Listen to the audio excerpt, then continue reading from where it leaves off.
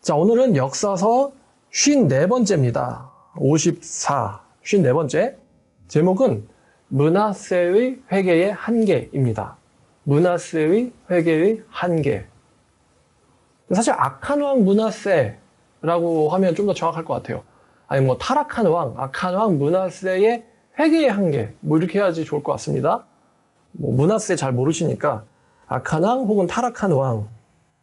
자, 이제 므낫세, 히스기야가 죽었어요. 히스기야가 하나님한테 생명 연장의 꿈 외치다가 결국에는 바벨론 사자들 앞에서 오도방정을 떨었죠. 그래서 망동을 저질렀고 별거 아닌 것 같은 행동인데 그 행동이 결국에는 이 예루살렘의 멸망으로 연결된단 말이에요. 그러면 이제 이런 생각도 재미있는 생각인데 아버지 히스기야가 경거망동한 거랑 므낫세가 타락하게 사는 거랑 하나님이 남유다를 멸망시키기로 결정한 거랑 그리고 또 백성들이 악하게 행동하는 거 이것들을 좀 따로따로 생각을 해보면서 이런 질문도 가능한데 만약에 하나님이 남유다를 멸망시키기로 결정하셨다면은 이게 예정론적인 입장에서 그러면 이 백성들은 뭐 착하게 살아도 소용이 없는 거 아니냐 이런 질문 나올 수 있단 말이에요.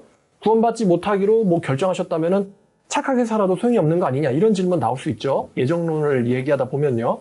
근데 인간들의 행동도 어떠한가를 좀 봐야 돼요. 히스기야가 경거망동한 거는 결국에는 하나님이 뭐 이사야를 통해서 말씀하신 것처럼 네 나라와 네 자식들은 없어진다. 자식들은 뭐 환관이 될 것이고 보물들은 다 빼앗길 것이고 또 나라도 없어질 거다라고 했는데 히스기야가 그게 내 때에선 일어나지 않으니까 뭐 차라리 감사합니다. 이런 좀 어처구니 없는 무책임한 말을 뱉었다라고 말씀드렸는데 그럼 히스기야가 그런 행동한 것과 이 남유다가 멸망되기로 하늘에서 결정난 거 그러면 지상에서의 사람들은 아무런 그런 의지도 없이 끌려가는 그런 로봇들인가 이런 생각을 우리가 할 수가 있단 말이에요. 일단 남유다는 멸망당하기로 정해졌습니다. 오늘은 그 정해진 사건들이 어떻게 지상에서 왜 하나님이 남유다를 멸망시킬 수밖에 없는지에 대한 이야기를 할 거예요. 자, 이 므낫세를 볼 건데 므낫세는 드디어 남유다의 멸망이 카운트가 들어왔습니다. 멸망 전 7번째 왕이에요. 멸망 전 7번째 왕. 7 기억하기 쉽잖아요. 7번째 왕.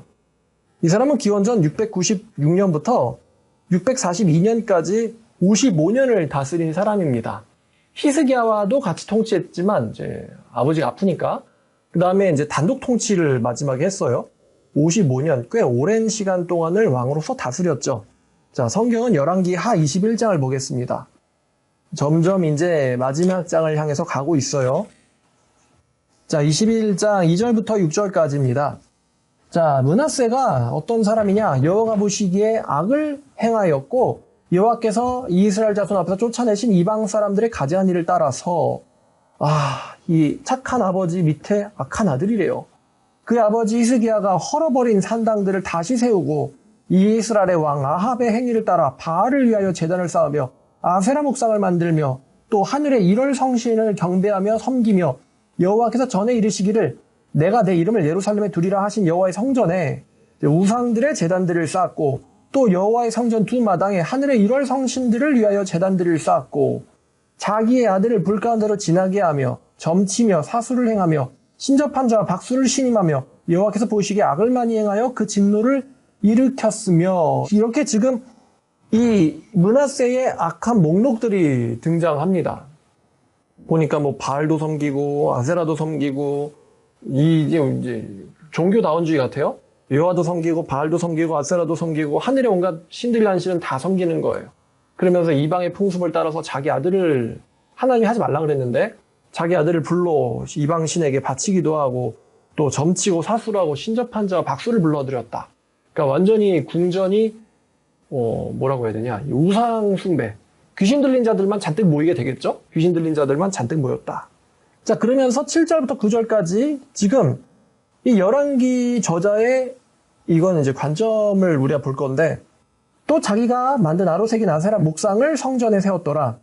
옛적에 여호와께서 이 성전에 대하여 다윗과 그의 아들 솔로몬에게 이르시기를 내가 이스라엘의 모든 지파 중에서 택한 이 성전과 예루살렘에 내 이름을 영원히 둘지라. 만일 이스라엘이 나의 모든 명령과 나의 종 모세가 명령한 모든 율법을 지켜 행하면 내가 그들의 발로 다시는 그의 조상들에게 준 땅에서 떠나 유리하지 아니하게 되리라 하셨으나, 지금 열왕기 저자는 왜 남유다가 멸망당할 수밖에 없었는가에 대해서 이야기하고 싶은 거예요. 왜 남유다는 멸망당할 수밖에 없었는가? 아마 이 질문이 이스라엘 백성들을 가장 크게 괴롭힐 것 같은데, 과연 여호와는 살아계시냐는 거예요.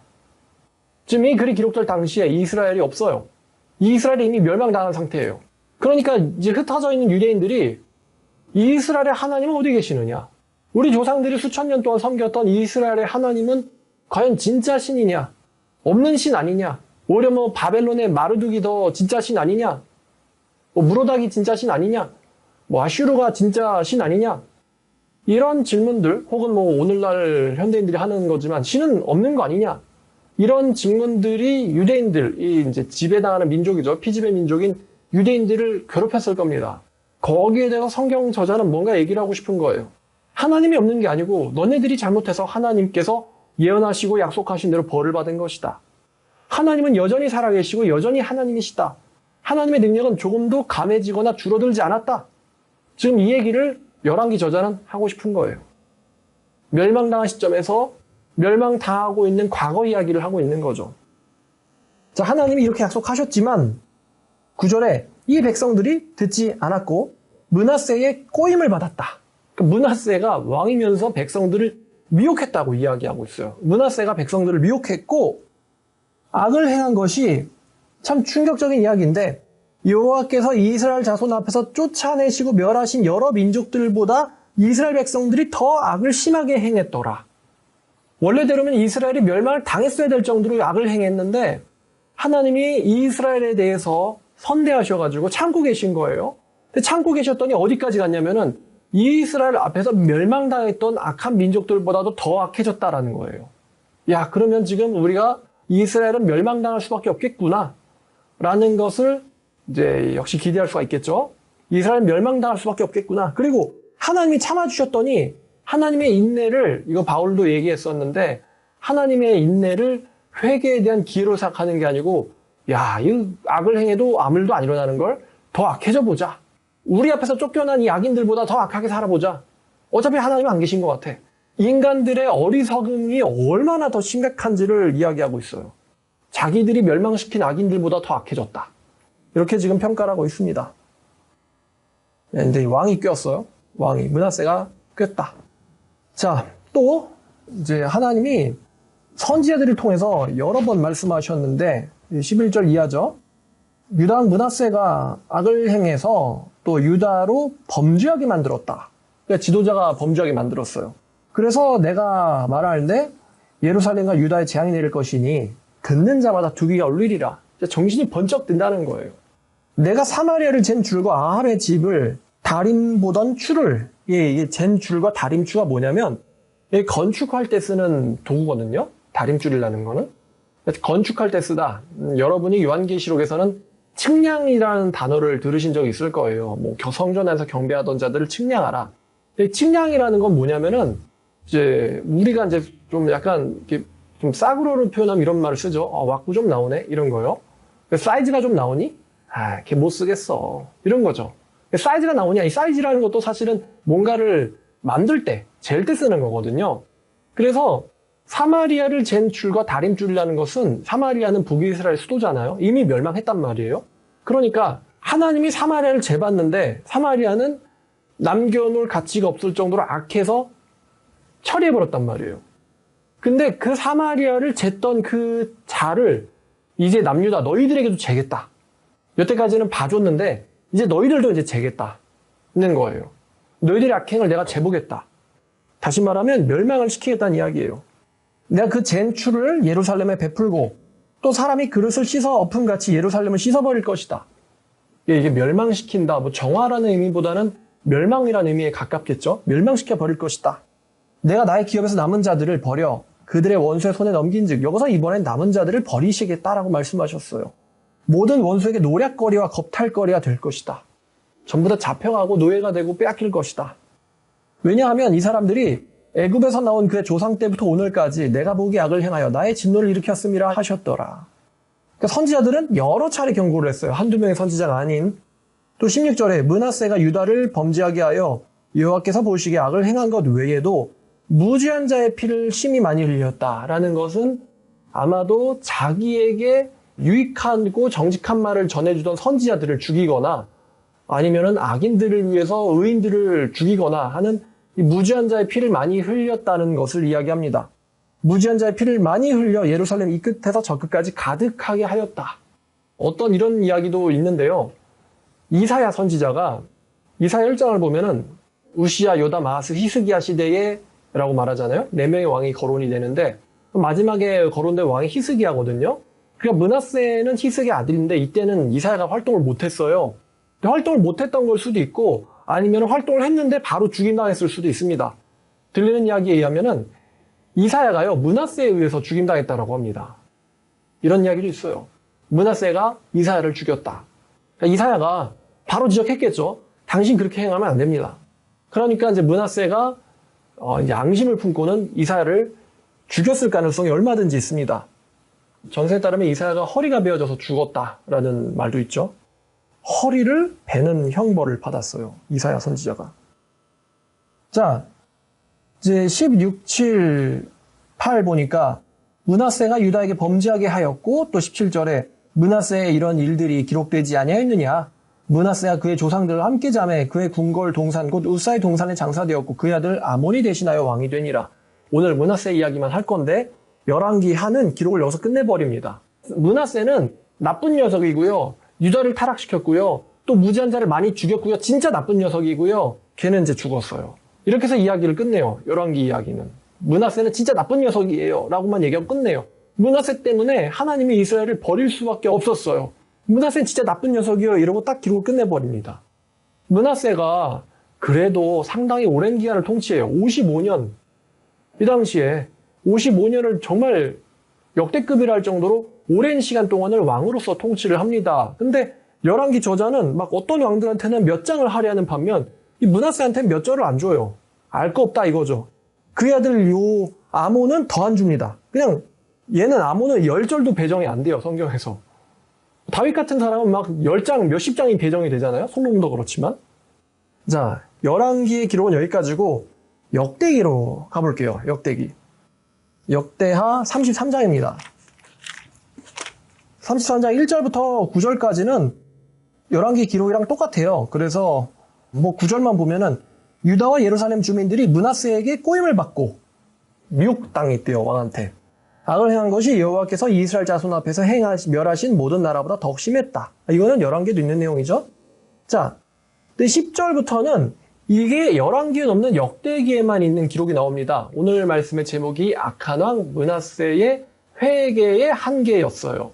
그러니까 회개하는 사건이 있다는 거죠. 그 얘기를 할 건데 그냥 악한 왕. 근데 악한 왕이 아니고 자 10절에 그냥 악한 왕이 아니에요. 여호와께서 므낫세와 그의 백성에게 이르셨으나 그들이 듣지 아니함으로 라는 것은 많은 선지자들이 가서 지적했는데 선지자들이 한 말을 듣지 않았다는 거예요. 그래서 하나님께서 아수르 왕의 군대 지휘관들이 와서 므낫세를 치게 하심에 그들이 므낫세를 사로잡고 쇠사슬로 결박하여 바벨론으로 끌고 갔다라고 합니다. 이제 어떤 아수르 왕이 와서 치러 왔는지를 얘기하지 않아요. 역사적으로 치면 뭐 아슈르 바니팔이라든가 이런 왕이 유력한데 그게 중요한 게 아니기 때문이에요. 그리고 이 므낫세가 회개한 이야기는 역사적 사료로는 남아있질 않습니다. 성경에만 있는 이야기예요. 자, 바벨론으로 끌고 간지라 그가 환난을 당하여 그의 하나님 여호와께 간구하고 그의 조상들의 하나님 앞에 크게 겸손하며 기도하였으므로 하나님이 므낫세의 기도를 받으시고 그의 간구를 들으시사 그가 예루살렘에 돌아와서 다시 왕위에 앉게 하심에 므낫세가 그제서야 여호와께서 하나님이신 줄 알았더라. 이런 내용이 나와요. 이제 아수르로 끌려갔다고 하는데 바벨론으로 끌려갔다고 나오잖아요. 이라크는 역사적인 나라니까 바벨주라는 곳에 힐라라는 도시가 있습니다. 거기에 이제 가장 큰 고대 도시 바벨론이 있는데요. 가보고 싶은데 사막이니까 또 위험하니까 좀 거기가 자유민주주의 국가면은 분명히 되게 제일 좋은 관광 명소가 됐을 텐데 왜냐면 아수르랑 그 바벨론에 고대 도시들이 있단 말이에요. 니느웨와 바벨론 여러분 가보시고 싶지 않아요? 다니엘이 총리했던 곳 그죠? 선지자 연화 갔던 도시 가보고 싶은데 이라크에 있습니다.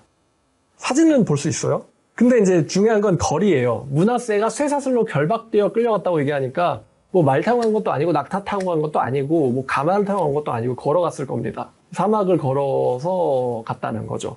근데 이제 얼마나 걸어갔을까 여러분들 계산해봤는데 직선 거리로 870km.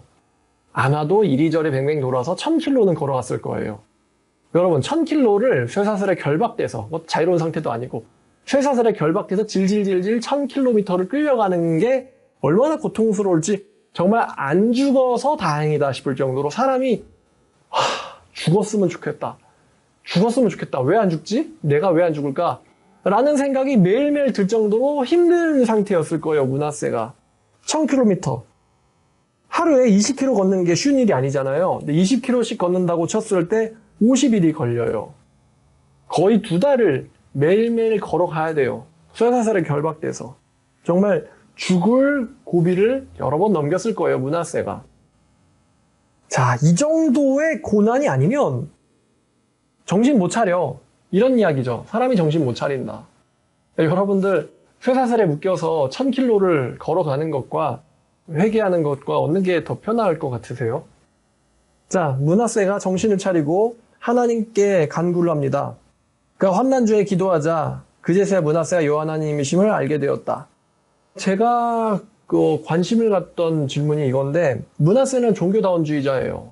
여호와 바알 아세라 하늘의 일월 성신을 다 섬깁니다. 근데 여기 보니까 여호와께서 하나님이신 줄 그제서야 알게 됐다라고 말하거든요. 왜 문하세는 여호와에게 회개 기도를 했을까? 다시 말하면 왜 여호와에게만 회개 기도를 했을까? 여호와에게만 왜 회개 기도를 했을까? 문하세가 섬기는 신들은 여호와 외에도 바알과 아세라와 많은 잡신들이 있었는데 왜 여호와에게만 회개했을까? 왜 나머지 우상들은 버렸을까? 이 질문이에요. 자, 여기에 대해서 이러한 저만의 답이 내려졌는데 첫 번째는 문하세는 참신이 누구이며 무엇이 악이고 범죄인지를 알고 있었다는 거예요. 처음부터. 악이 무엇인지를 모르고 우상숭배가 무엇인지를 전혀 몰랐던 게 아니고요.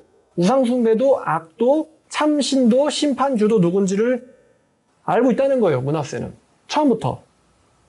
끌려가면서 그제서야 끌려가면서 쇠사슬에 묶여서 신 존재 증명하면서 어느 게 참신인가 성경을 읽어보면서 역사적 사료를 대조해보면서 어느 신이 참신인가 연구해서 나온 결론이 아니에요.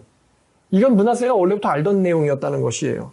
자, 마찬가지로 사람들은 악과 의가 무엇이며 참신이 누구인지를 사람들은 알고 있다는 것입니다.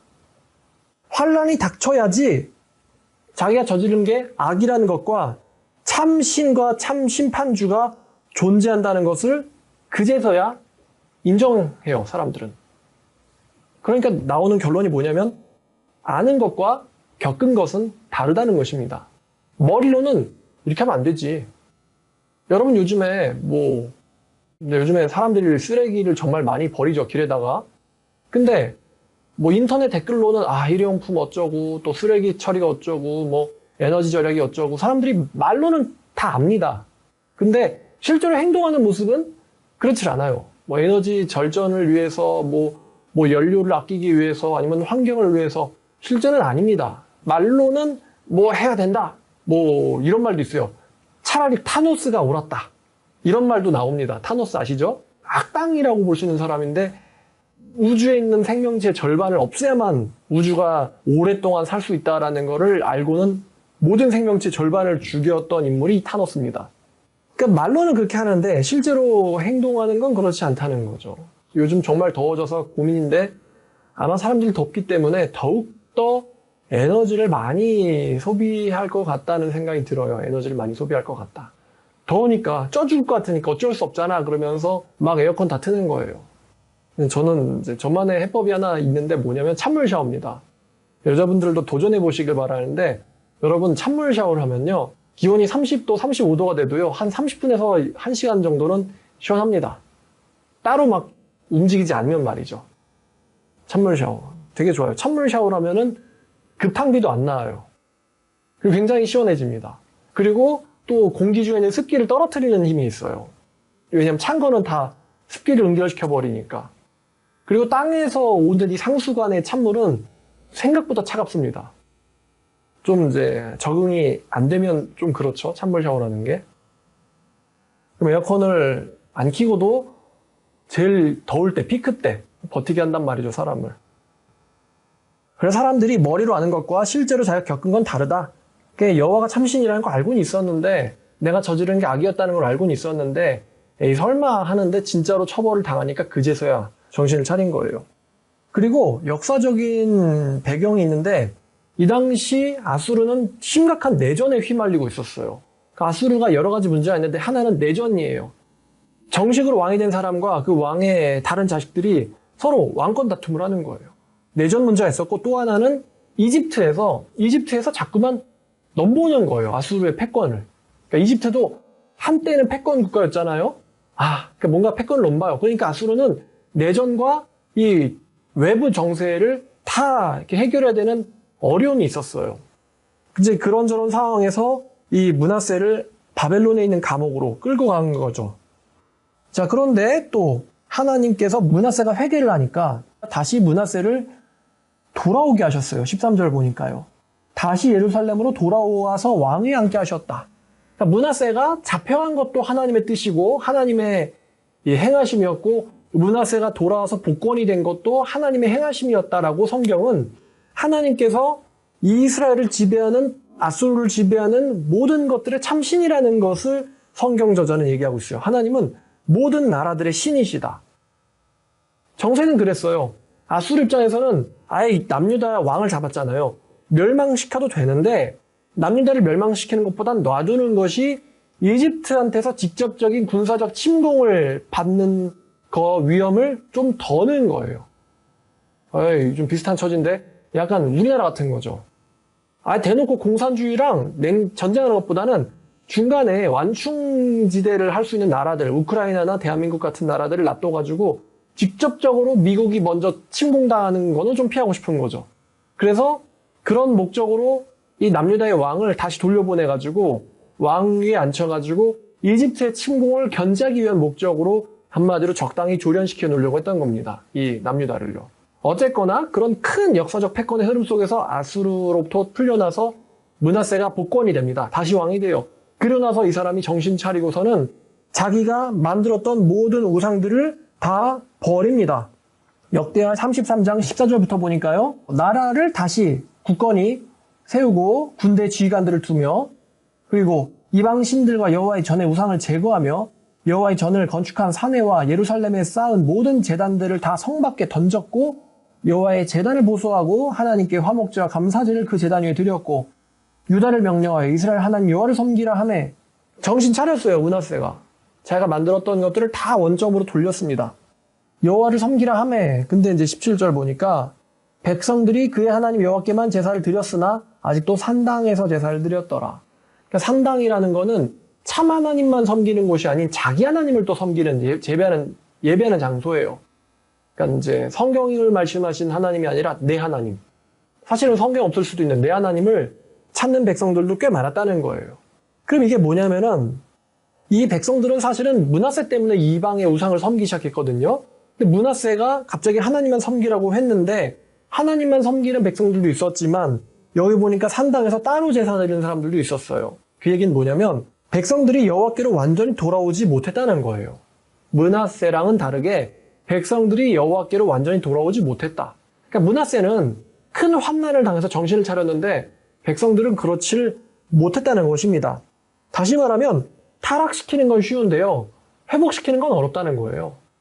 타락시키는 건 쉽지만 회복시키는 건 어렵다.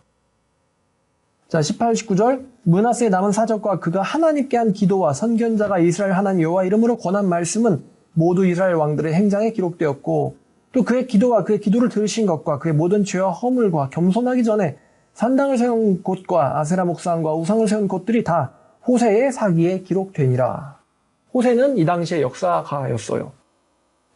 여기 보니까 므낫세의 기도라는 게 있는데, 성경 중에 외경이 있는데 이 구약의 외경에 므낫세의 기도라는 외경이 있습니다. 굉장히 내용이 짧다고 하네요.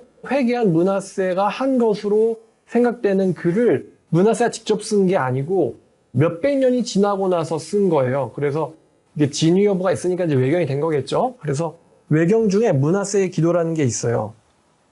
자, 결론으로 나가면 왜 므낫세는 환란 때 여호와께 돌아오게 됐는가? 라는 질문. 아마 므낫세는 아버지 히스기야를 통해서 또 다른 선지자들을 통해서 여호와가 하나님이심을 교육을 받은 적이 있다는 거죠. 머리로는 알게 됐다는 거예요. 자, 그런데 또 이런 질문도 할 수 있습니다. 왜 열왕기서는 므낫세의 회개를 기록하지 않았을까? 흥미로운 질문이거든요.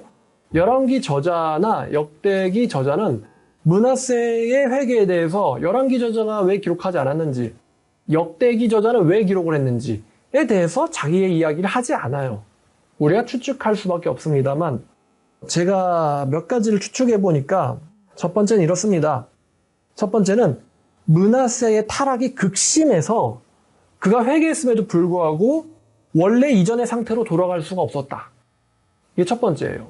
므낫세가 정말로 대단하게 회개를 했으면은 아마 기록했을 거예요. 다윗의 회개, 11개 기록돼 있죠. 또 다른 왕들의 회개 기록돼 있어요. 근데 이 므낫세의 회개는 11개에서 빼버렸어요. 그 이야기가 타락이 너무 심했었어가지고 원래 상태로 회개한다고 해봤자 돌이킬 수 없었다는 거. 두 번째는 므낫세 타락의 영향력인데 그렇다고 제가 므낫세가 지옥 갔다는 이야기를 하는 건 아니에요. 근데 그가 개인적으로 저지른 죄들이 너무 컸다는 거예요. 그것들이. 두 번째는 므낫세의 영향력인데 므낫세의 타락은 아까 성경에 자꾸만 꾀물받고라는 표현이 나왔는데 백성들을 타락시켰어요. 그리고 백성들의 타락은 므낫세가 회개했음에도 불구하고 백성들의 타락은 고쳐지지 않았어요. 백성들의 타락은 고쳐지지 않았으며 따라서 백성들의 타락은 하나님께서 하실 수밖에 없게 만드는 이 남유다의 멸망을 초래하게 만들었다. 므낫세의 타락은 백성들을 타락시켰고 이 타락은 므낫세가 회개했음에도 불구하고 고쳐지지 않았으므로 남유다의 멸망으로 이어질 수밖에 없었다. 결국 므낫세의 타락은 남유다의 멸망으로밖에 이어질 수가 없었다. 이 얘기를 지금 하고 싶은 거예요. 열왕기 저자는. 따라서 열왕기 저자는 므낫세를 좋은 왕으로 기록하고 싶은 의도가 없다입니다. 역대기는 악한 녀석이었다. 이렇게 돼서 회개했고 이렇게 돼서 돌아왔다. 이 얘기를 하고 싶을 거예요. 그가 나쁜 녀석이었지만 끝에 가서 정신 차린 건 있어요 라는 거를 역대기 저자는 기록하고 싶은 거고 열왕기 저자는 그는 나쁜 녀석이었고요. 그 녀석이 타락해가지고 나라가 망해버렸거든요. 그게 이렇게 얘기하고 싶은 거예요. 자, 그러면 이 두 가지 기록, 역대기의 기록과 열왕기의 기록, 이 두 가지 기록을 우리가 같이 어떤 사람들은 이런 거 가지고 성경이 오류다, 모순된다 이렇게 얘기할 수도 있거든요. 근데 역사라는 것도 그렇고 기록도 그렇고 증언도 그렇고 그렇지만 서로 상호 보완적이에요. 서로 상호 보완적입니다. 그러면 우리가 이거를 보고 어떻게 생각할 수 있냐? 악을 저지르는 건 쉽고 치우는 것은 어렵다는 것입니다.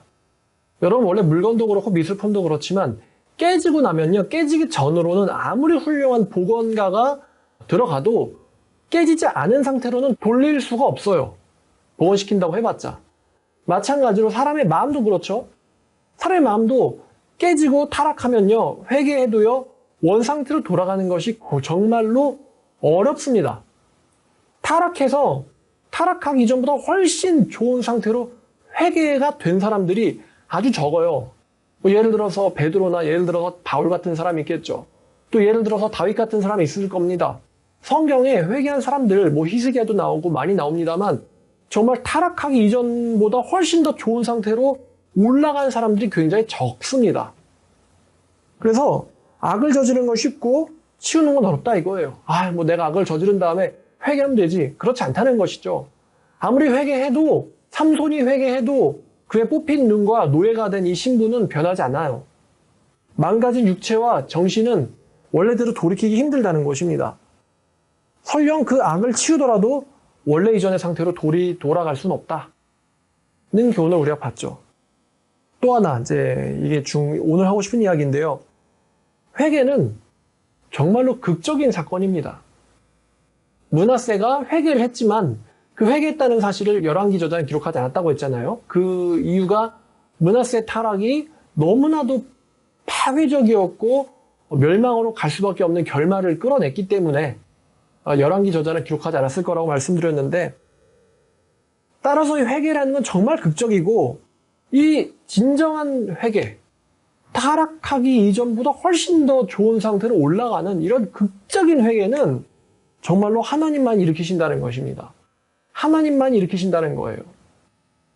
므낫세가 정말 철두철미하게 회개했다면은 아까 우상을 버렸는 수준이 아니라 완전히 그냥 빻아가지고 복원을 못 시킬 정도로 빻아가지고 완전히 가루 만든다 불태워서 다 그냥 죄를 바다에다 강에다 흘려버렸을 거예요. 다시는 우상 숭배 못하도록. 근데 므낫세는요 치워두기만 했지 완전히 빻아가지고 불태워서 죄를 버리진 않았어요. 므낫세는요.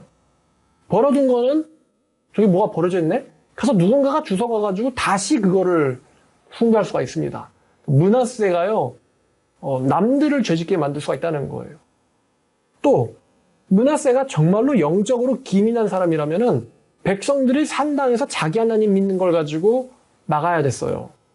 남유다의 곳곳에 많은 훌륭한 왕들이 그랬던 것처럼 전문적으로 훈련받은 제사장들, 훌륭한 영적인 지도자들을 곳곳에 보내서 백성들이 자기 하나님 우상 숭배, 성경에도 없는 자기 하나님 산당에서 엉뚱한 제사 드리는지 아닌지 감시하게 하고 말씀을 가르치고 권면하고 훈계해서 백성들이 참 하나님만을 사랑하고 섬길 수 있도록 그렇게 철저하게 준비를 했을 텐데 므낫세는 그렇게까지는 하지 않았어요. 몇몇 왕들은 그렇게 했죠.